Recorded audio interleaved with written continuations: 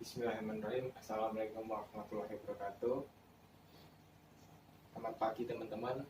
Perkenalkan, saya guru baru di sini. Nama saya Firlan Dwi Putra.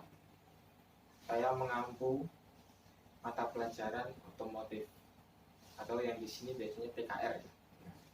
Nah teman-teman, sebelumnya bisa pimpin doa dulu. Ada yang mau pimpin doa? Oke, Doni silahkan pimpin doa.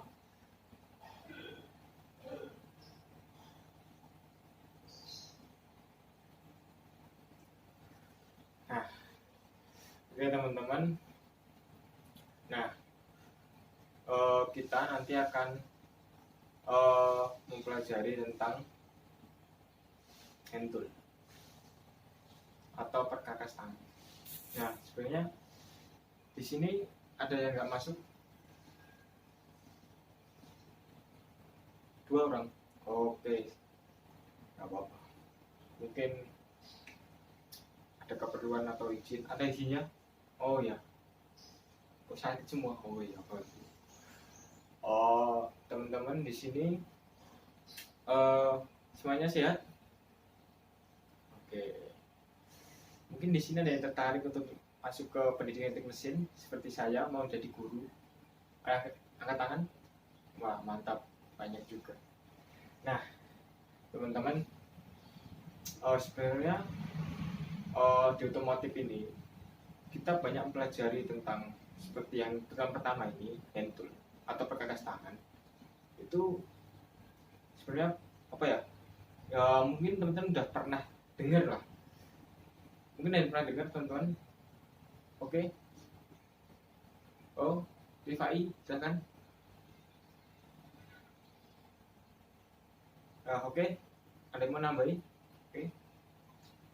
Wah, bagus. Silakan. Nah, bentar teman-teman. Mungkin contohnya seperti yang teman-teman pernah pegang atau pernah mengoperasikannya. Tapi di sini pernah sih, karena kebanyakan laki-laki sih. Kayak obeng, kunci ring, kunci pas, kunci shock. Nah, mungkin nanti kita akan pelajari tentang itu. Nah, di pertama ini teman-teman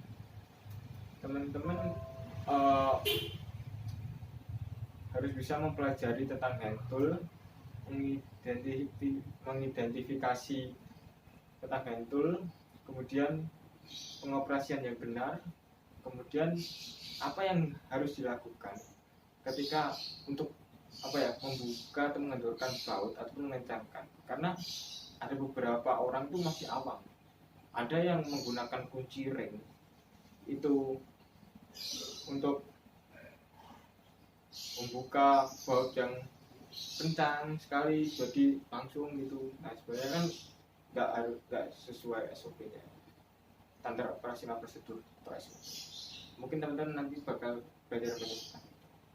Sebenarnya saya akan belajarkan tentang kompetensi dasar dan apa aja yang harus teman-teman bisa untuk pertemuan pertama ini. Oke. Nah teman-teman, kompetensi dasar yang harus teman-teman capai pada pertemuan hari ini adalah mengidentifikasi jenis-jenis hand tool sesuai fungsinya, kemudian menggunakan dan merawat macam-macam hand tool sesuai dengan SOP atau sesuai standar operasional prosedur. Indikator pencapaian kompetensi adalah membedakan jenis-jenis hand tool, mendeteksi letak kerusakan komponen sistem kelistrikan dan perlengkapan tambahan. Nah, di sini ada tujuan pembelajaran. Pembelajaran kita adalah melalui jenis dan menggali informasi. Peserta didik dapat menjelaskan jenis-jenis perkakas tangan bengkel otomotif beserta fungsinya.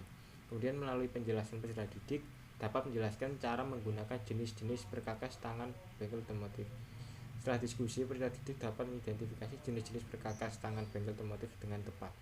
Kemudian setelah diskusi, peserta didik diharapkan mampu melakukan pemeliharaan alat tangan dilaksanakan tanpa menyebabkan kerusakan terhadap perlengkapan atau komponen lainnya. Oke teman-teman, mungkin dari di sini ada yang tahu apa itu hand tool. Oke, siapa nama? Doni. Ya, silakan. Oke, bagus. Ada yang mau menambahkan? Siapa? Oh, Rehan, silakan. Oke, benar sekali. Hand tool atau perkakas tangan itu adalah suatu alat yang digunakan dengan kekuatan tangan. Jadi bukan dengan kekuatan mesin. Jadi dengan kekuatan manual umumnya itu lebih safety, lebih aman dibandingkan dengan alat yang menggunakan listrik atau perkakas elektrik. Oke, langsung saja saya akan menampilkan PPG-nya, teman-teman bisa menyimaknya. Nah, hand tool, perkakas tangan, seperti yang saya jelaskan tadi, alat tangan yang digunakan dengan kekuatan tangan manual, tenaga manusia, dan bukan tenaga mesin, dan tidak berbahaya jika dibandingkan dengan perkakas elektrik. Kemudian yang pertama ada obeng. Obeng adalah atau screwdriver, alat yang digunakan untuk mengencangkan atau mengendurkan baut. Cara penggunaan dengan memutar bagian atas dari baut untuk mengencangkan atau mengendurkan. Ada beberapa model obeng. Jenis yang umum di Indonesia adalah obeng Philip atau obeng kembang plus dan slotted atau obeng minus. Nah, ini ada beberapa macam obeng atau jenis obeng. Ada A, B, C, D, dan E. Nah, di sini ada tipe Philip atau tipe kembang, jadi teman-teman, atau red express. Jadi tipe yang biar teman-teman lihat di sini. Nah, ini obengnya. Kemudian ini ada obeng spiral. Obeng spiral cara kerjanya dengan menekan obeng pada skru. Maka obeng spiral akan berputar dan bergerak dapat diatur menurut arah putaran yang dikehendaki. Nah, kemudian yang kedua ada kunci pas atau access. Alat dari logam dengan bermacam-macam ukuran untuk mengencangkan dan melepas baut dan mur yang tidak terlalu kuat. Kunci pas terbuat dari baja tensil tinggi logam paduan krom. Ukuran kunci pas dalam milimeter 6 sampai 7, 8, 9 seterusnya sampai 24 sampai 27. Ada juga 10 sampai 17 dalam, dan ada yang ukuran dalam satuan Inggris inci atau in. Nah, ini kunci pas. Mungkin di presentasi ini saya akan membawakan atau saya akan membawa kunci pas atau obeng agar teman-teman juga tahu aslinya gitu, enggak cuma dari PPT. Ini ada kunci ring. Kunci ring dengan konstruksi 12 atau model semata memungkinkan dapat digunakan pada ruangan yang terbatas. Karena dindingnya yang tipis, dapat digunakan pada posisi di mana kunci pas tidak dapat digunakan. Digunakan untuk mengencangkan membuka baut mur berbentuk seginang. Ini ada kunci ring yang 6 poin dan 12 poin. Kemudian ada kombinasi dari kunci pas dan kunci ring. Ukurannya biasanya sama dengan kunci pas, terbuat dari bahan yang sama dengan kunci pas dan dengan cincin yang berdimensi heksagonal, lebih pada logam diameter dalamnya, lebih kuat dan ringan, memberikan cengkraman pada seluruh kepala baut. Nah, di sini ada kunci shock. Kunci shock juga berfungsi untuk membuka atau mengencangkan baut dan mur yang memiliki torsi pengencangan yang tinggi. Penggunanya harus menggunakan handle atau pegangan sendiri. Dalam satuan box kunci, shock terdiri dari mata shock, handle, serta sambungan dan join. Nah, ada mata shock. Mata shock sendiri ada yang panjang juga ada pendek seperti yang teman-teman lihat di sini. Kemudian juga ada 6 poin. Di sini 6 poin, dan ada 8 poin, dan kemudian ada 12 poin. Nah, kunci shock biasanya memiliki ukuran 10 sampai 13 mm atau 7 sampai 16 W atau 1/4 W atau 3/16 W atau sampai 3/4 W. Nah, sliding handle sebenarnya merupakan salah satu alat pengukur mata shock yang bisa digeser posisinya sepanjang batang handle. Hal ini menguntungkan apabila digunakan pada area kerja yang sempit. Speed handle. Speed handle memiliki keuntungan bisa memutar baut dengan kecepatan cepat karena prinsipnya sama dengan menggunakan bor tangan manual. Untuk baut yang panjang tidak perlu melepas dan memasang handle pada mata shock. Universal join. Kadang kita menemui suatu keadaan di mana saat mengencangkan atau membuka tidak dalam posisi tegak lurus, kesulitan dalam memutar. Ini dapat diantisipasi menggunakan universal join atau bahkan sambungan multi axle. Nah, sampai di sini teman-teman bisa mencatat poin-poinnya, nanti bisa ditanyakan di akhir pertemuan. Yaitu kunci pas ring atau kunci kombinasi, karena bagian ring dapat mengencangkan mengendurkan, sedangkan bagian pasnya bisa untuk melepas dengan cepat. Jadi teman-teman bisa garis bawah di sini adalah Kunci ring dapat untuk mengencangkan atau mengendurkan, sedangkan bagian pas bisa untuk melepas dengan cepat. Jadi pas itu bisa lepas dengan cepat. Karena apa? Memang konstruksinya memang nggak seperti ring yang memutar. Kunci pas kan bisa teman-teman lihat di sini. Nah,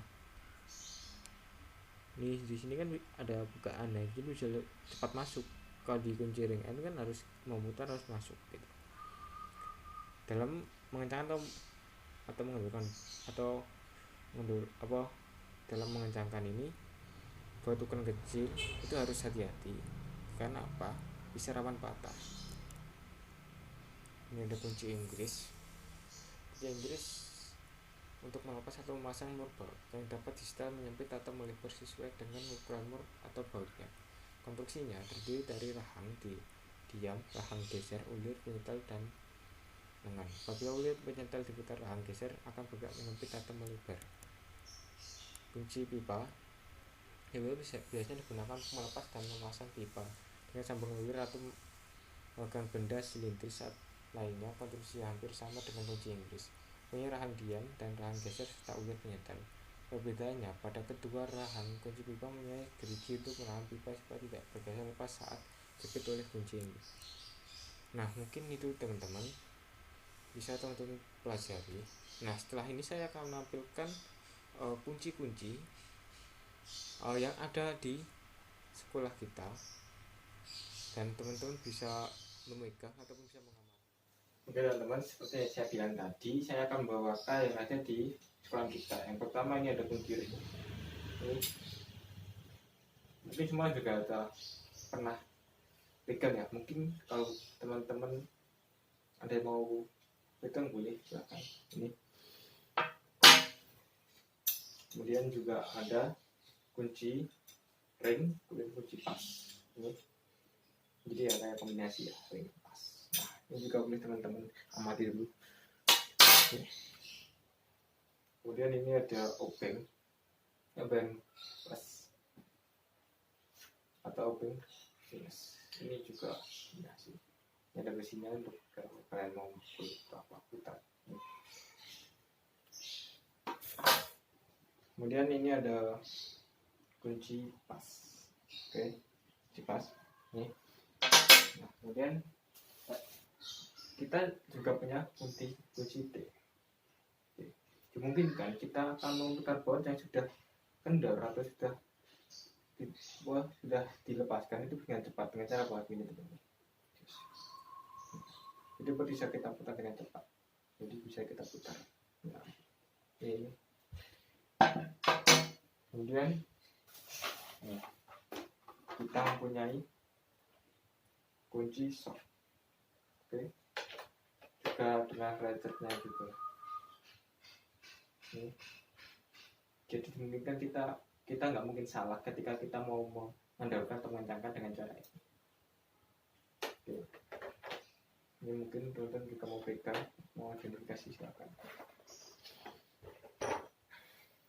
Oke, baik teman-teman semua. Oke teman-teman, sebelum saya akhiri, mungkin ada yang ditanyakan. Oke, ada yang menanyakan. Oke, saya tidak ada, nggak apa-apa. Tapi jangan lupa tugas kalian meresume, kemudian nanti bisa sampaikan kembali apa yang saya sampaikan. Dan ketika teman-teman nanti bisa jawab di depan, saya akan memberikan reward atau apresiasi buat teman-teman yang bisa menjawab, entah itu makanan ataupun entah surprise buat kalian. Jadi semangat buat teman-teman resume, semangat belajar. Saya harap pertemuan pertama ini teman-teman bisa merefresh rock kalian, bisa lebih senang terhadap otomotif, terutama tentang hand tool. Teman-teman bisa paham dan teman-teman bisa bisa belajar di rumah untuk materi selanjutnya. Kita akan belajar tentang hand tool lagi, cara penggunaannya benar, untuk kita langsung praktek untuk ke depan. Oke, itu saja dari saya. Kalau ada yang mau apa, wassalamualaikum warahmatullahi wabarakatuh.